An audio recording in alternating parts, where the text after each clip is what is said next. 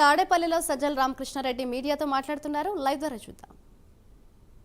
ఎందుకు జగన్మోహన్ రెడ్డి గారి పట్ల ప్రజలు సానుకూలంగా ఉన్నారు, వైఎస్ఆర్ కాంగ్రెస్ పార్టీ పట్ల అని చెప్పడానికి ఒక 100 ఇవి కనిపిస్తాయి.